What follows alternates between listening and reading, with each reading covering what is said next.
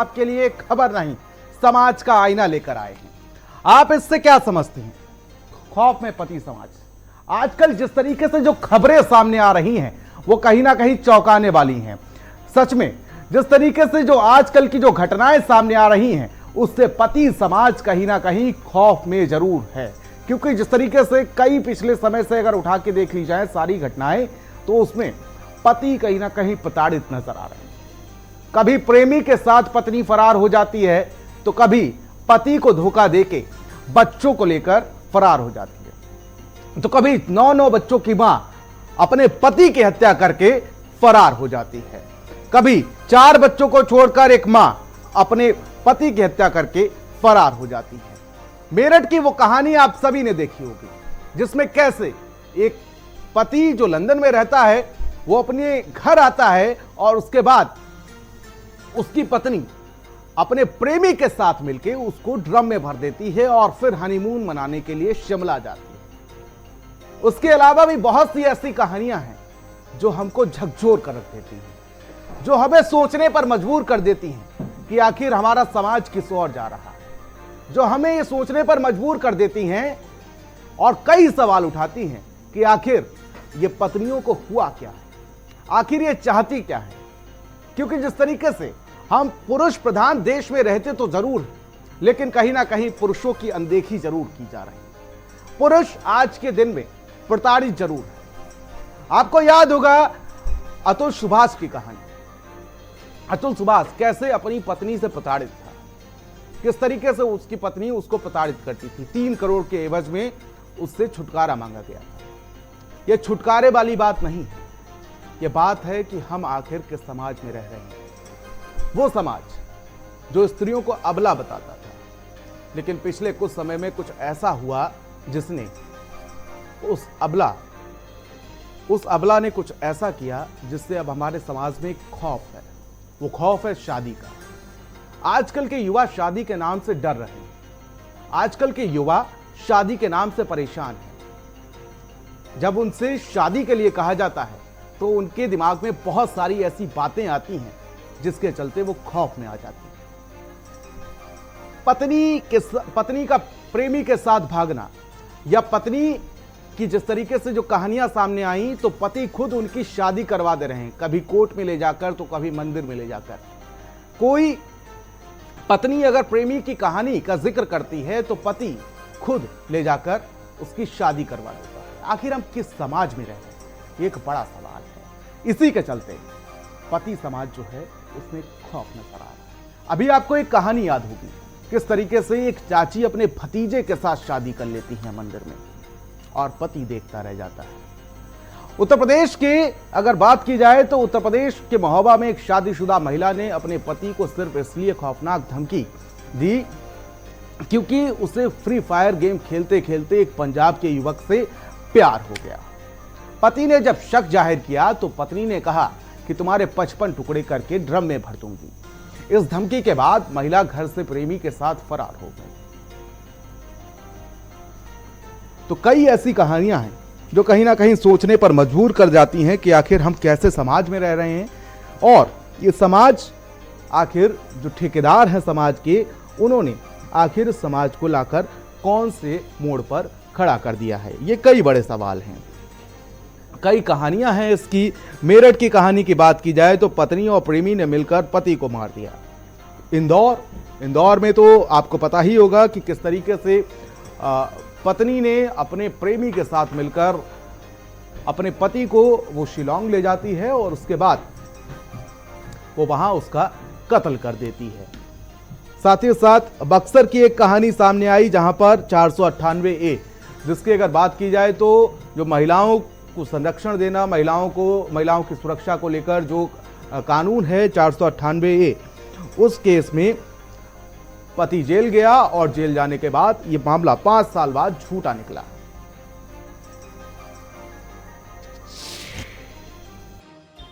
Husband मारते पीटते हैं, वही विवाद हुआ है। मेरा दोस्त बचाने आया था, उसको जबरदस्ती बंद करवा दिया गया है। आपकी जो दोस्त आए हैं, ये कब से आपके संपर्क में है, कैसे संपर्क में है? 1 साल 2 महीना हो गए संपर्क में आए थे, फ्री फायर गेम से। क्या आप लोग साथ में रहना चाहते हैं? हाँ, साथ में रहना चाहते हैं। पति हमें हैरेसमेंट करता, मारता, पीटता दारू पी के आके। सर ये क्या है, मेरी बीवी है आराधना। सर ये पबजी खेलती रही फ्री फायर। इसी पबजी खेलते खेलते तो इनकी थोड़ी दोस्ती हो गई और ये 1 साल 2 महीने से इसका चक्कर चल रहा है। आज वो लड़का यहाँ पे आ गया है अब आ गया, समझा भी रहा। एक तरफ से कह रहा मैं इसको रखना भी चाहता हूँ, एक तरफ से कह रहा मैं इसका दोस्त हूँ मैं। तो हम बच्ची को समझा रहे हैं कि ऐसा मत करो। वो सीधी इस पर नहीं कर रही है कि मुझे कहीं नहीं, जब मुझे के संग जाना है। सर वो इसलिए जा रही है वो क्योंकि इसके संग पबजी खेलते खेलते उसके संग संपर्क जुड़ चुके हैं। हमारी फ्रेंड है, उसको उसके पति ने मारने की कोशिश की। हम बेस्ट फ्रेंड है उसके 1 साल 2 माह से। तो उसके लिए हम उसके जो मार रहा था बचाने के लिए आए थे, उसकी हेल्प करने के लिए।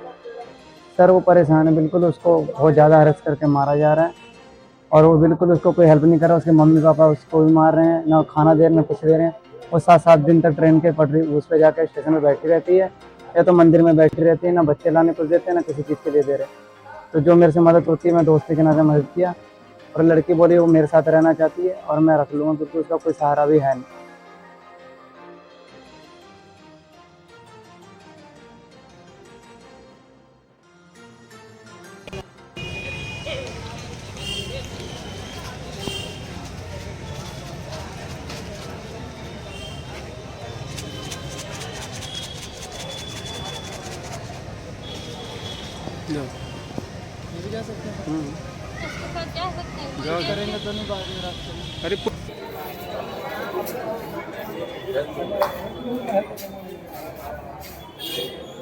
है वो पंजाब के युवक से प्रेम कर लेती है और उसके बाद वो प्रेमी के साथ जाने को तैयार हो जाती है। कहीं ना कहीं रिश्तों का कत्ल कर दिया गया। यहां पर देखा आपने प्रयागराज से एक कहानी सामने आई है। प्रयागराज में एक अनोखी घटना घटी जहां पर शादी होती है।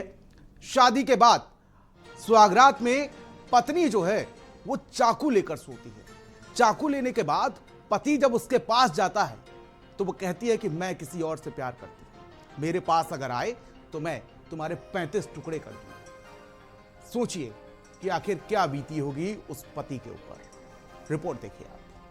के साथ रहेंगे, अमन के साथ। कहते हैं कि शादी दो दिलों का मिलन होता है, लेकिन प्रयागराज के कप्तान की शादी पहली ही रात में बिखर गई।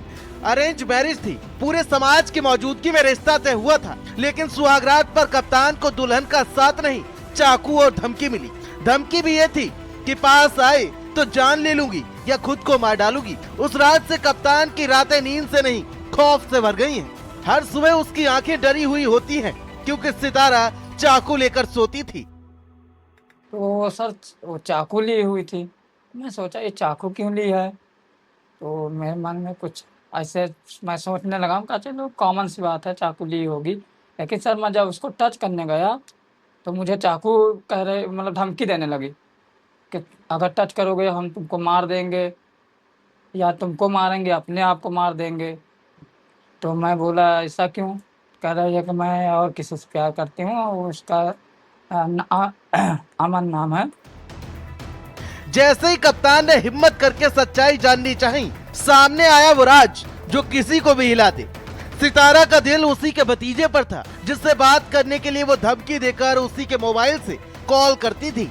और तो और कप्तान ने बताया सितारा यानी उसकी बीवी केदारनाथ जाने की जिद पर अड़ी थी, लेकिन कप्तान का मूड सनका और उसने सोचा कहीं मेरा हाल राजा रघुवंशी जैसा ना हो जाए, कहीं उसे भी मार के खाई में ना फेंक दे। जो सर वो बोल रही थी कि हमको आप केदारनाथ घुमाने ले चलिए। तो हम सर फिर उसके बाद का मतलब कांड पहले कह रही थी।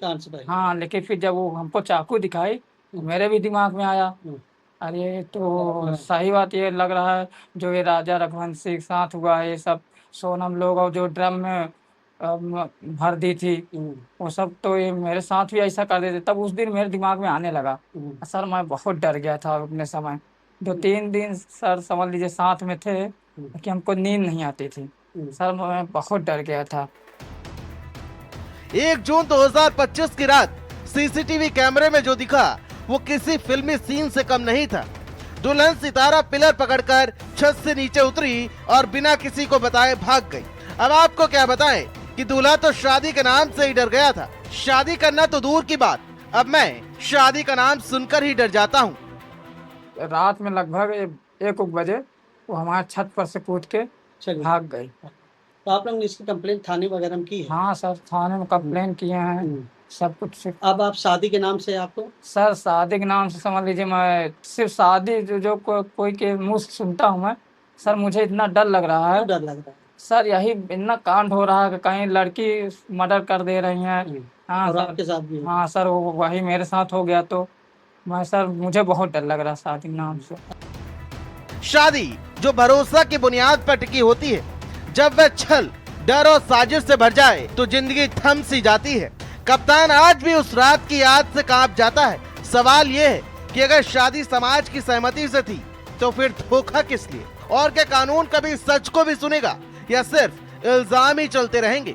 स्पेशल डेस्क, भारत समाचार।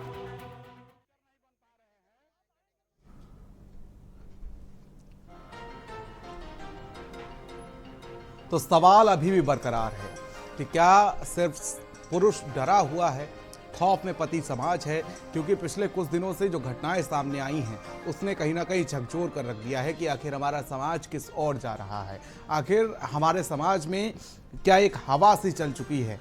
पहले की अगर बात की जाए तो अगर किसी का किसी के साथ प्रेम प्रसंग, मतलब अगर किसी लड़की का भी प्रेम प्रसंग का जिक्र होता था तो उस प्रेमी के साथ क्या होता था वो आप हम अच्छी तरीके से जानते हैं। लेकिन अगर आजकल के ज़माने में अगर किसी पति को उसकी पत्नी का प्रेमी से अफेयर पता चलता है तो कहीं ना कहीं वो घटनाएं अब सभी के सामने हैं। ये तस्वीरें देखिए ज़रा, आखिर पतियों में डर की वजह क्या है। पहली तस्वीर आपको दिखा रहे हैं मुस्कान साहिल। जिस तरीके से मुस्कान और साहिल, इनकी कहानी हम सभी को पता है कि आखिर कैसे मुस्कान ने अपने प्रेमी साहिल के साथ मिलकर अपने पति सौरभ का कत्ल किया और कत्ल करने के बाद उसको ड्रम में भर दिया और दोनों हनीमून मनाने के लिए चले जाते हैं शिमला। उसके बाद देखिए सौरभ राजपूत जिसका कत्ल किया उसको ड्रम में भर दिया गया। आखिर क्या बीती होगी उसके ऊपर। कुछ घटनाएं भी आपको बताते हैं कि आखिर कौन कौन सी घटनाएं। संत कबीर नगर में पति बोला कि तुम जाओ, बच्चों को मैं पाल लूंगा। पहली अगर बॉयफ्रेंड से पति ने पत्नी की शादी करा दी और अपने हाथों से अपनी पत्नी को उसके प्रेमी को सौंप दिया। सोचिए जरा कि आखिर डर क्या होता है। क्योंकि जिस तरीके से अगर वो अपनी पत्नी को मारता पीटता तो 498A, और दूसरी तरफ उसको भी अपनी जान का डर था। कानपुर देहात से खबर है, कानपुर देहात में प्रेमी से शादी के बाद पत्नी ने पति का पैर छुआ। तो समझिए, पति ने पत्नी को प्रेमी के साथ पकड़ा, उसके बाद उसकी शादी करा दी। तो मंदिर में पत्नी और प्रेमी का शादी करा दिया गया। आप समझ सकते हैं कि आखिर पति समाज कितना डरा हुआ है। प्रेमी से शादी के बाद पत्नी ने पति का पैर छुआ और आशीर्वाद लिया। पति ने पत्नी को प्रेमी के साथ शादी करा दी। मंदिर में पत्नी प्रेमी के साथ शादी करा दी।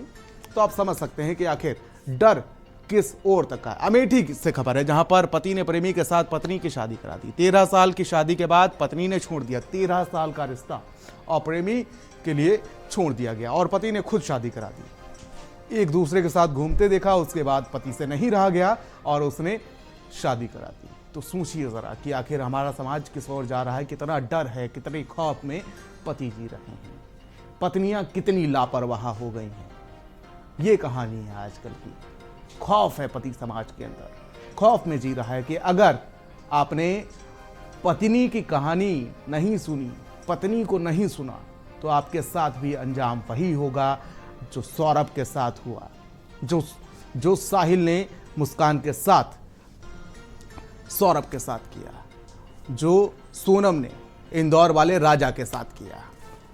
हमारे साथ कुछ मेहमान जुड़े हुए हैं। मीरा राय जी हमारे साथ जुड़ी हुई हैं, प्रिंसिपल हैं अवध गर्ल्स डिग्री कॉलेज की लखनऊ की, हमारे साथ जुड़ी हुई। मैम बहुत बहुत स्वागत है आपका। दूसरे मेहमान हमारे साथ प्राची कौशिक जी जुड़ी हुई हैं, सोशल एक्टिविटिस्ट हैं, और साथ ही साथ सृष्टि श्रीवास्तव हमारे साथ जुड़ी हुई हैं, साइकोलॉजिस्ट हैं, और साथ ही नरेंद्र प्रताप हमारे संवाददाता हमारे साथ जुड़े हुए हैं मेरठ से हमारे संवाददाता मीरा राय जी, आपसे मेरा पहला सवाल है कि आखिर हम किस ओर जा रहे हैं। जिस तरीके से अभी पिछले कुछ दिनों की बात की जाए तो जो घटनाएं सामने आई हैं वो सच में चौंकाने वाली है कि आखिर कितना डर है पति समाज के अंदर कि वो अपनी पत्नियों की शादी खुद प्रेमी के साथ करवा रहे हैं। ये तो हिंदू मैरिज एक्ट भी अलाउ नहीं करता कि बिना तलाक के शादी हो जाए, लेकिन पतियों में इतना खौफ है। कैसे देखती हैं आप इसको? नमस्कार, बहुत बहुत धन्यवाद। आपने सही कहा कि इतना पतियों में खौफ है, समाज किस तरफ जा रहा है। आप इसके पहले आप बात कर रहे थे, उसमें आपने कहा कि पहले लड़कियों का अफेयर पता चल जाता था, पति प्रेमी की क्या हालत होती थी सबको पता है। वाकई हमारा समाज किधर जा रहा है? हमारा समाज भटक रहा है अपने भारतीय मूल्यों से, अपनी परंपराओं से, अपने रीति रिवाजों से, अपनी संस्कृति से। स्वयंवर की प्रथा कोई आज की प्रथा नहीं है, बहुत पुरानी है। और राम सीता को भी स्वयंवर का मौका दिया गया था अपने पति को चुनने का। आज हम चाहते हैं कि हमारे बच्चे पढ़ लिख के अपने पैरों पे खड़े रहें, हमारे बच्चे आत्मनिर्भर हों, हमारे बच्चे अपने जीवन में आगे बढ़ें। लेकिन जब बात उनके विवाह की आती है तो हम चाहते हैं कि नहीं, हमारे बच्चे हमारे अनुसार चलें। ऐसे में प्रश्न उठता है कि क्या वाकई हम उन्हें पढ़ा लिखा कर अच्छे संस्कार और मूल्य दे रहे हैं? नहीं, हम इस समय ये चाह रहे हैं, और ख़ास करके जब भारतीय मूल्यों की बात करेंगे, भारतीय रीति रिवाज, परंपराओं और संस्कारों की बात करेंगे, विवाह कोई हमारे लिए एक कॉन्ट्रैक्ट नहीं है, विवाह कोई हमारे लिए मात्र एक संधि समझौता नहीं है। विवाह हमारे हिंदू जीवन पद्धति में एक संस्कार माना गया है, संस्कार, और जिसमें खास करके सप्तपदी की बात की गई है, यानी 7 वचन 7 जन्मों तक की बात की गई है। ऐसे में ऐसा क्या हो रहा है कि आजकल बच्चे, चाहे वो खास करके ये प्रश्न उठ रहा है पत्नियों पर कि पत्नियां ऐसा क्या कर रही हैं, क्यों इस तरह से इतना भटक गई हैं, इस तरह के गलत कदम उठा रही हैं जो समाज को तोड़ रही हैं। कहते हैं कि एक पुरुष जब भटकता है या एक पुरुष जब गलत जाता है तो समाज नहीं बिखरता, लेकिन एक पत्नी, परिवार नहीं बिखरता, लेकिन जब एक पत्नी अपने रास्ते से भटकती है तो समाज की पूरी संरचना विखंडित हो जाती है, पूरा परिवार विखंडित हो जाता है। तो केवल हम पत्नी या केवल हम पति या केवल हम समाज के किसी एक को इसमें दोषी नहीं ठहरा सकते। हमें इस पर सोचना होगा कि हमें फिर से, न्यूक्लियर फैमिली इसका कारण है, सोशल मीडिया, और ख़ास करके इस समय OTT पे आप जितने भी सीरियल्स देख लीजिए, इतना ज़्यादा वायलेंस, क्राइम, सेक्स, ये सारी चीज़ें इतनी भरपूर मात्रा में परोसी जा रही हैं कि जो एक युवा होते पीढ़ी को भटका रही हैं। पश्चिमी मूल्य जो भारतीय मूल्यों को अपना रहे हैं और हम उनके अपने मूल्यों को छोड़ते जा रहे हैं, हम परिवार जैसी संस्था में विश्वास खोते जा रहे हैं। उसके पीछे कहीं ना कहीं हमारी सोच, हमारा दोहरा प्रकार का व्यवहार है। जी। हमें लड़कियों को उनके अनुसार ही हम क्यों नहीं चुन लेते? जब वो कह रही हैं कि हम इनको पसंद करते हैं, तो जो स्वयंवर की प्रथा थी, एक बार उसको समझाइए। अगर उनका चयन गलत है तो माता पिता बहुत अच्छे ढंग से उन्हें समझा के सही रास्ते पे ला सकते हैं। मैं लौटूंगा आपके पास। धन्यवाद। साइकोलॉजिस्ट के तौर पर हमारे साथ सृष्टि श्रीवास्तव जी हमारे साथ जुड़ी हुई हैं। मैम, बहुत बहुत स्वागत है आपका भारत समाचार पर। मेरा सवाल आपसे ये था कि आखिर हम किस ओर जा रहे हैं? आपके हिसाब से अगर देखा जाए तो इसके पीछे की मुख्य वजह क्या है? क्या जो आधुनिक युग में हम प्रवेश किए हैं, जिस तरीके से मोबाइल क्रांति आई है, जिस तरीके से अभी ताज़ी घटना है आज की, PUBG के थ्रू प्रेम प्रसंग हुआ, उसके बाद वो अपने प्रेमी के साथ चली गई, अपने पति को छोड़ के। वो कहानी थी ना सीमा सचिन वाली, वैसी ही कुछ कहानी कि वो तो आ जाती हैं पाकिस्तान से अपने परिवार को छोड़कर, अपने पति को छोड़कर, 5-4 बच्चों को लेकर। लेकिन अब ये यूपी में भी आज देखने को मिला। किस ओर हम जा रहे हैं और आखिर इसके पीछे की मुख्य वजह आप क्या मानती हैं? इस तरीके की घटनाएं जो है वो समाज के लिए बहुत ही अलार्म है, चुनौती है, जिनको हमें बहुत ही सेंसिटिविटी और संवेदनशीलता के साथ समझना होगा कि 7 जन्मों का रिश्ता पति पत्नी का पहले कहा जाता था। चलिए 7 जन्म तो भूल जाइए, 1 जन्म तक भी ये साथ नहीं निभा पा रहे हैं। ना रस्मों की कोई ये अब रेलिवेंस रह गई है। तो सबसे पहले हमें अपने घर पर एक अगर मनोवैज्ञानिक कारण देखा जाए तो सबसे ज्यादा घर का अनहेल्दी माहौल में जो बच्चे पलते हैं वो असुरक्षित होते हैं। तो ऐसे लोग अपने प्यार को पाने के लिए किसी भी हद तक जाते हैं और वो संबंधों की गरिमा और उसकी वो नहीं समझते हैं। तो घर से हमें शुरू करना पड़ेगा माइक्रो लेवल पर कि हम अपने घर में बच्चे को शुरुआत से स्वस्थ माहौल दें, स्वस्थ संवाद यानी हेल्दी कम्युनिकेशन रखें, जिससे कि व्यक्ति अपनी बात कह सके। मान लीजिए हम किसी में इंटरेस्टेड है शादी करने में, तो माता पिता को भी इस बात का ध्यान रखना होगा कि बच्चे की चॉइस की मैरिज कर दे, जबरदस्ती ना करे कि बाद में इतने 2-2 3-3 जाने चली जाए और सारे लोगों का जीवन बर्बाद हो जाए। इससे कहीं अच्छा है कि उनके मन का विवाह कर दिया जाए। लेकिन अगर विवाह के बाद इस तरीके के संबंध हो जाते हैं तो उन पर एक बहुत बड़ी वो है, चुनौती है, एक बहुत बड़ा प्रश्न चिन्ह है। हमारी मैरिज संस्था जो इतनी पायस, इतनी पवित्र मानी जाती है हिंदुस्तान की, अब वो खतरे में हो गई है। तो इसके लिए हम सब लोगों को अलग अलग स्तर पर, शिक्षक को, घर परिवार को और समाज को, मीडिया को मिलकर एक एफर्ट करना चाहिए कि फिर से एक सस्टेन रिलेशनशिप बने। जन्मों जन्म का साथ ना एक जन्म का साथ। एक बार चर्चा में सभी को ले लेते हैं। हमारे साथ प्राची कौशिक जी हमारे साथ सोशल एक्टिविस्ट के तौर पर जुड़ी हुई हैं। मैं बहुत बहुत स्वागत है भारत समाचार पर। सवाल मेरा ये है कि इस तरीके से देखा जाए और समझने की कोशिश की जाए तो आजकल जो महिलाओं के आर्थिक रूप से इस तरीके से मजबूती आई है, कहीं ना कहीं इससे हमारा समाज और सुदृढ़ होना चाहिए था, लेकिन हम किस ओर जा रहे हैं? क्या इसके पीछे की मुख्य वजह आप ये भी मानती हैं सेल्फ इंडिपेंडेंट, जिस तरीके से महिलाएं खुद को कहती हैं, क्या मानती हैं आप? नमस्कार आप सभी को। मेरी आवाज आ रही है आपको? जी जी पहुंच रही है। देखिए, मैंने 2 लोगों के व्यूज सुने और मैं एज ए सोशल एक्टिविस्ट मैं ये कहना चाहूंगी कि जो महिलाओं की जो आवाज है वो किस तरीके से आ रही है, वो सप्रेशन में है और महिलाओं को भी पूरा अधिकार होना चाहिए।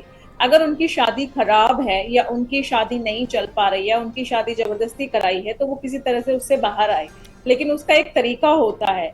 हिंसा, पुरुष की तरह हिंसा करना या पुरुष की तरह, आप देखें अगर 10 नंबर लें हम, तो 2 अगर महिलाएं पुरुषों को मार रहे हैं तो आज भी 8 पुरुष महिलाओं को मार रहे हैं। तो वो हमें बराबरी बिल्कुल नहीं करनी है। और जो ये आउटरीच बढ़ा है, ये एक्सपोजर ऑफ मीडिया और अभी मेंशन भी किया OTT platform, easy access of digital platform और गांव-गांव तक इस तरह की सुविधाएं होना जिससे उनको अच्छा एक्सपोजर मिल रहा है, लेकिन वो अपने डेवलपमेंट के लिए यूज ना कर उसको किस तरह से, आप देखिए कोई भी महिला पति को अकेले नहीं मार रही है, वो किसी ना किसी के साथ मिलकर इस हिंसा को अंजाम दे रही है। और अगर कोई महिला जिसके बच्चे हैं, जिम्मेदारियां वो उठा नहीं पा रहे हैं, तो एक बोझिल शादी को झेलने से अच्छा है कि वो महिला उससे बाहर निकले। उसके लिए उसको पूरी स्वतंत्रता होनी चाहिए और समाज को भी स्वीकारना चाहिए और उन महिलाओं को टायन या उल्टा कह के नहीं बुलाना चाहिए।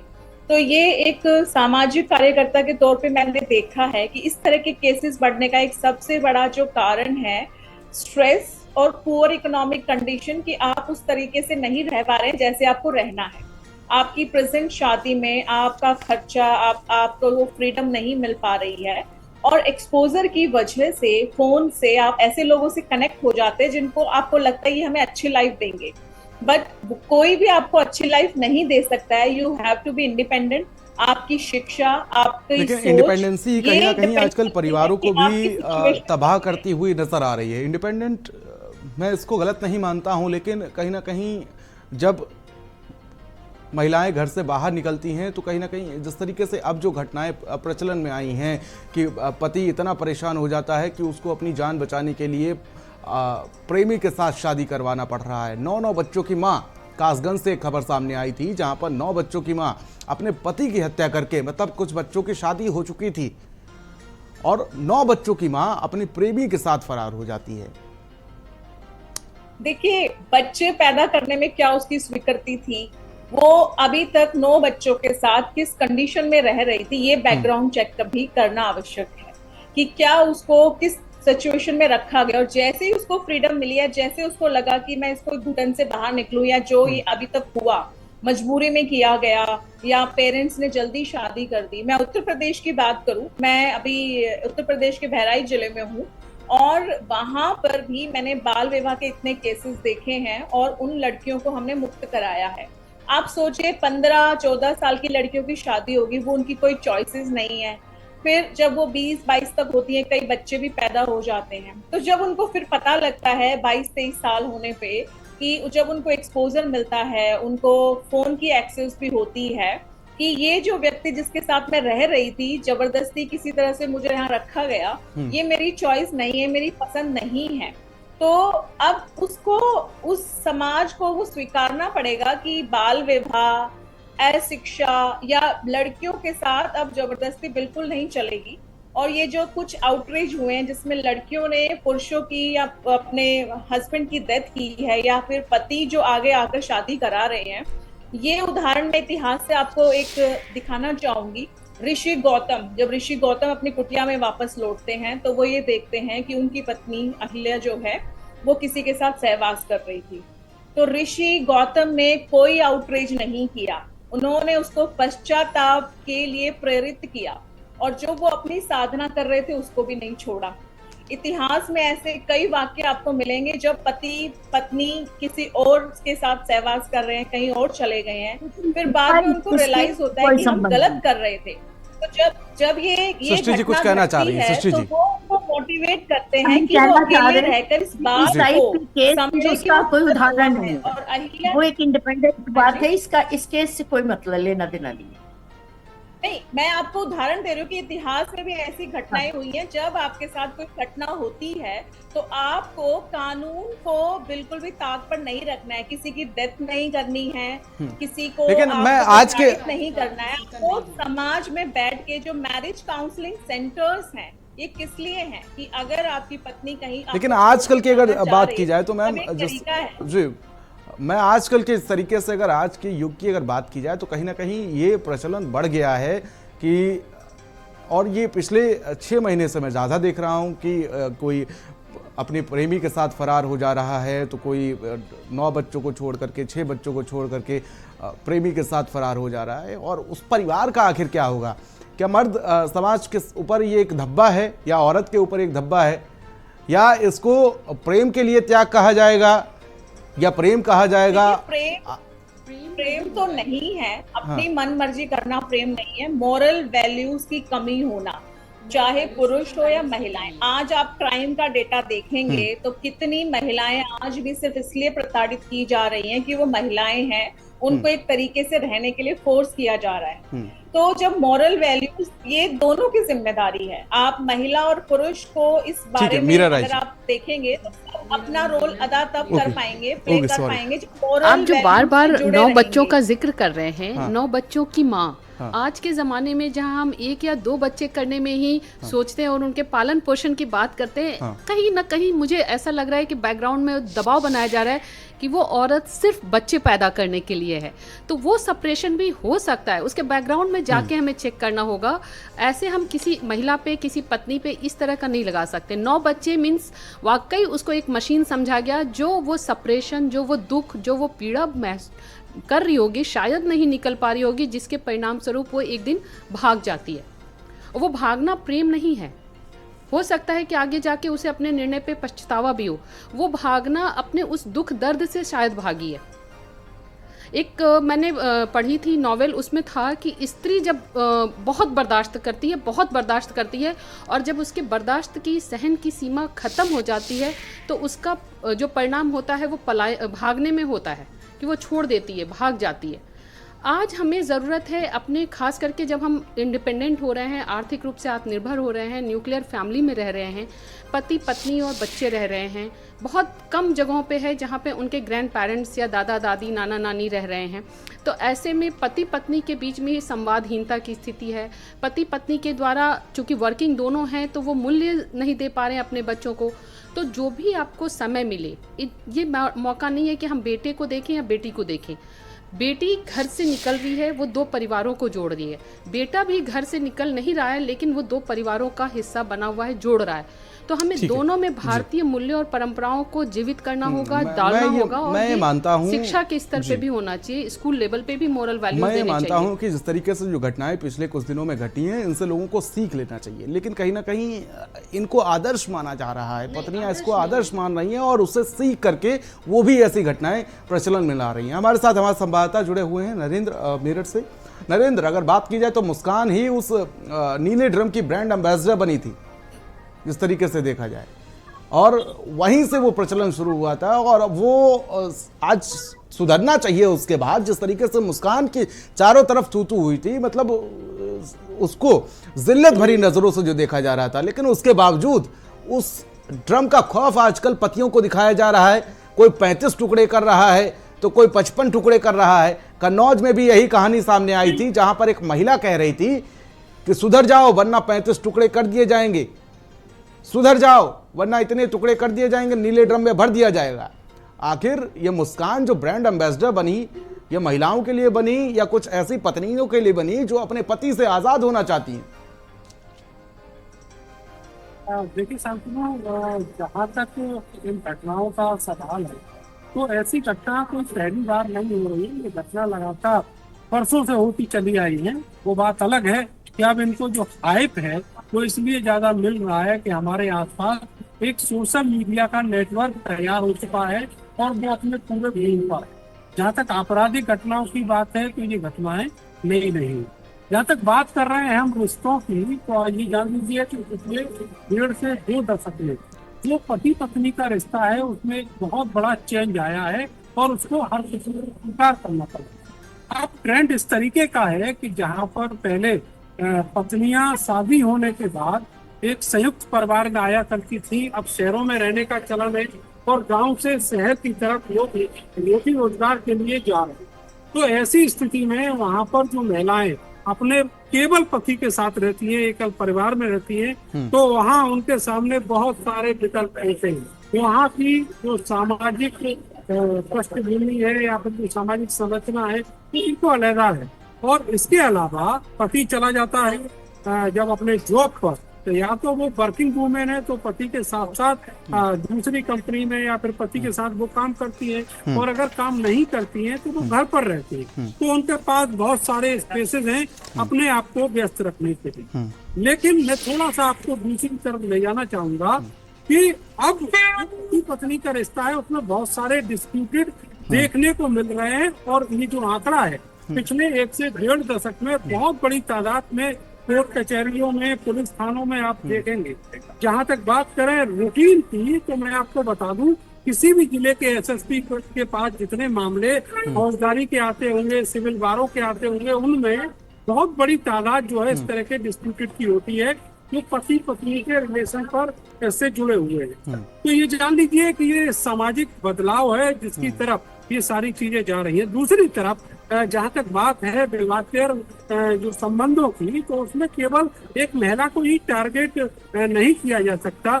अगर किसी महिला वो अपने पति को छोड़कर किसी दूसरे पुरुष की तरफ आकर्षित हो रही है, तो वहाँ पर आप देखिए कि 2 पुरुष हैं और 1 महिला है। और कहीं ऐसी स्थिति बनती है जहाँ पर 2 महिलाएं होती हैं और 1 पुरुष होता है। लेकिन अभी जो बात चल रही है, जो आपराधिक मामले निकल कर आए हैं, वहाँ पर मोस्टली 1 महिला है और 2 पुरुष है। वो बात अलग है, आदमी की नीयत है, उसके संस्कार वो तय करते हैं कि वो अपने जो स्वार्थ है उनकी पूर्ति के लिए किसी की हत्या कर रहा है, किसी को नुकसान पहुंचा रहा है, किसी को धमका रहा है, वो अपने रिश्तों को लेके कमिटेड नहीं है।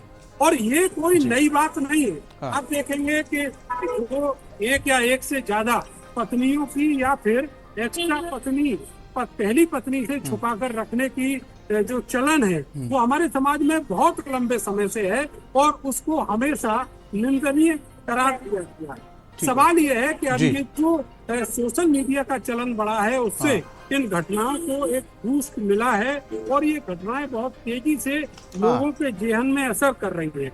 और निश्चित तौर पर और कहीं ना कहीं प्रभाव भी छोड़ा जा रहा है, पति क्योंकि पत्नी के सोशल मीडिया पर जब बिगड़ाव आया देखते हैं तो कहीं ना कहीं इसका ही एक नतीजा है। जी। बिल्कुल ये कहा जा सकता है, क्योंकि कई कहानियां हम सीआईडी में देखते हैं, कई ऐसे सीरियल में देखते हैं। क्रिमिनल जस्टिस जो नया आया है, मैं कल देख रही थी, अभी पहला एपिसोड ही थोड़ा सा, मतलब एक नया शब्द आया है, पति का अफेयर है अपनी नर्स के साथ, उसका मर्डर भी दिखाया है। और दोनों के बीच में एक शब्द मैंने पकड़ा, मिड ईयर क्राइसिस, अरे मिड एज क्राइसिस। ये शब्द केवल पतियों के लिए यूज किया जा रहा है कि अगर उनके अंदर प्रॉब्लम्स आ रही हैं या उनको अपनी पत्नी से सेटिस्फैक्शन नहीं मिल रहा, पत्नी के साथ वो सहज नहीं है, तो वो सेकंड रिलेशनशिप या थर्ड रिलेशनशिप में जा सकते हैं। ये क्राइसिस क्यों लाई जा रही हैं? ऐसे तो पहले नहीं था। कहीं ना कहीं सोशल मीडिया, हमारे वैल्यूज़, हमारी सारी चीज़ें ख़त्म हो रही हैं धीरे धीरे, और हम उनको फिर से जीवित नहीं कर पा रहे हैं, पुनर्जीवित नहीं कर पा रहे हैं। न्यूक्लियर फैमिली के रूप में एक दबाव जो, फ्रीडम जो मिल रही है, उसमें हम अपनी सोच को पॉजिटिव नहीं ले रहे, सकारात्मक नहीं ले रहे। दोनों को सोचना होगा, पूरे परिवार को सोचना होगा कि अगर हम शादी जैसी, विवाह जैसे एक पवित्र रिश्ते में बंध रहे हैं तो हमें इसे निभाने के लिए दोनों तरफ से त्याग करना होगा।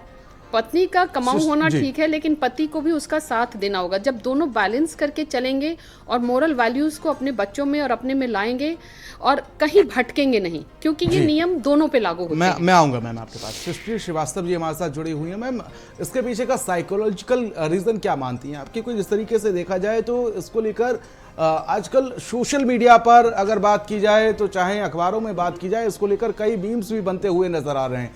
कोई इश्तेहार दे रहा है कि मैं शादी इस लड़की से करना चाहता हूं और इसका अगर किसी के साथ अफेयर हो तो वो मुझे इससे पहले कांटेक्ट कर ले, क्योंकि मुझे ड्रम में नहीं भरा जाना है, मुझे शिलोंग में पहाड़ी से नहीं फेंका जाना है। इसको लेकर क्या कहना चाहेंगी? तो मीम्स है, ऐसे घटना को थोड़ा लाइट करने के लिए ये लोगों ने जो मीम्स बना रखे हैं, वो कहीं ना कहीं उनका छुपा हुआ भय है। और ये दो वाइफ हस्बैंड का संबंध, इसमें एक ट्रस्ट और एक हेल्दी कम्युनिकेशन होना बहुत जरूरी है। एक ट्रांसपेरेंसी नहीं है आजकल रिलेशनशिप में, वरना ट्रांसपेरेंसी होनी चाहिए, जिससे ये कि अगर प्यार पहले कहीं और रहा भी हो तो फॉरगेट अबाउट योर पास्ट, ये वाली एक ट्रस्ट डेवलपमेंट हो जाना चाहिए। तो पहले वो भी ऐसा किसी के पहले होते नहीं थे, तो इस तरीके का माहौल रखना चाहिए। इस तरीके का शादी से पहले जब मिलते हैं तो कि अपना पास्ट भले शेयर कर लें, उसके बाद उसको भूलने की कोशिश करें, तभी वो संबंधों में आगे बढ़ पाएंगे।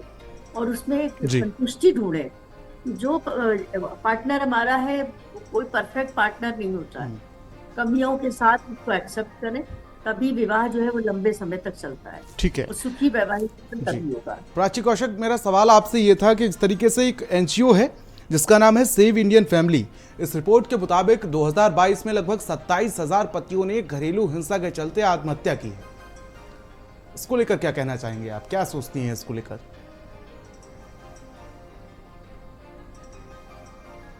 प्राची कौशिक, आवाज मिल रही है आपको? चलिए, शायद संपर्क नहीं हो पा रहा है।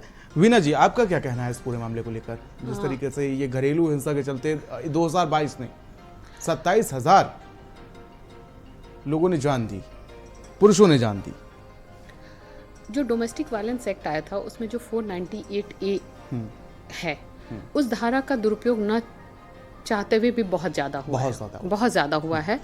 इस मामले में मेरा ये मानना है कि पुलिस प्रशासन या प्रशासन और शासन, एनसीआरबी के आंकड़े ये भी कहते हैं कि ये जो 498A है, इसमें 65% जो मामले हुए हैं वो झूठे साबित हुए। निश्चय एनसीआरबी के आंकड़े झूठ नहीं बयां कर रहे होंगे, लेकिन पूरा सच भी नहीं बयां कर रहे होंगे। लेकिन हाँ, ये मानती हूँ कि 498A का दुरुपयोग बहुत ज़्यादा हुआ है और महिलाएं इसको एक हथियार के रूप में इस्तेमाल कर रही हैं। जरा सा भी एडजस्टमेंट या जरा सा भी प्रॉब्लम आ रही है तो न केवल पत्नियां या बहुएं या जो भी कह लीजिए, महिलाएं इस्तेमाल करने के साथ साथ उनकी फैमिली यानी मायके पक्ष को भी हम कहते हैं कि वो फोर्स कर रहे हैं इसका दुरुपयोग करने के लिए। तो ऐसे में निश्चित है कि वो पुरुष वर्ग जिसमें उसके पेरेंट्स, सास ससुर, नंद, देवर, ये सब दूर रह रहे हैं, फिर भी उनको शामिल कर दिया जाता है। मेरे मतलब बहुत सारे ऐसे जानने वाले लोग हैं जहाँ पे फैमिली बिल्कुल इन्वॉल्व नहीं थी, लेकिन उसके बाद भी उनको उस केस में फंसाया गया। इस तरह के आंकड़ों में शासन प्रशासन को इसके दुरुपयोग की संभावना को इसके दुरुपयोग को रोकने के लिए कुछ इसमें कड़े प्रावधान जोड़ने होंगे और साथ ही जांच प्रक्रिया को भी स्ट्रॉन्ग करना होगा, जांच प्रक्रिया को पारदर्शी बनाना होगा ताकि, और इसमें अगर इस तरह का झूठा पाया जाता है तो उसको हाईलाइट करते हुए समाज को ये दिशा निर्देश या समाज को ये कठोर संदेश देने होंगे कि कानून हमारी सुरक्षा, सरकार के द्वारा, शासन के द्वारा, संविधान के द्वारा कानून हमारी सुरक्षा, हमारे संरक्षण के लिए बनाया जा रहा है, ना कि दुरुपयोग के लिए। तो ऐसे परिवारों को जो कि इसके दुरुपयोग की संभावना लेकर या दुरुपयोग का ही मन में सब कुछ पाल के काम कर रहे हैं, उनके लिए एक ये सबक जाना चाहिए। निश्चय ही जो पुरुष इस में आत्महत्या किए या मारे गए, मेरी गहरी संवेदना है उनके प्रति, लेकिन इसमें फिर से हमारी सारी बातें कुल मिलाकर घूम फिरकर उसी भारतीय मूल्य और परंपराओं पे आती हैं, फैमिलीज पे आती हैं। हमें ध्यान रखना होगा परिवारों को कि अगर हम उन्हें पढ़ा लिखा रहे हैं, चाहे पुरुष हो या स्त्री हो, महिला, लड़की हो या लड़का हो, खास करके लड़कियों के मामले में हमें उनको, अगर हमने पढ़ा लिखा के इंडिपेंडेंट बना रहे हैं तो थोड़ा उनकी जीवन साथी चयन को भी थोड़ा ध्यान में रखें। तो बहुत बहुत शुक्रिया आप दोनों लोगों का हमारे साथ जुड़ने के लिए। तो इस तरीके से बात की जाए और समझने की कोशिश की जाए तो कहीं ना कहीं हमारा समाज आखिर किस ओर जा रहा है, एक बड़ा सवाल बनता हुआ नजर आ रहा है, क्योंकि इस तरीके से पिछले कुछ दिनों में घटनाएं सामने आई हैं वो सच में चौंकाने वाली है कि क्या शादी सिर्फ एक झंझट है या जन्मों जन्मों का बंधन है, वो बड़े सवाल खड़े कर रहा है। फिलहाल हमारी इस खास पेशकश में मेरे साथ इतना ही, मुझे दीजिए इजाजत, नमस्कार। आप देख रहे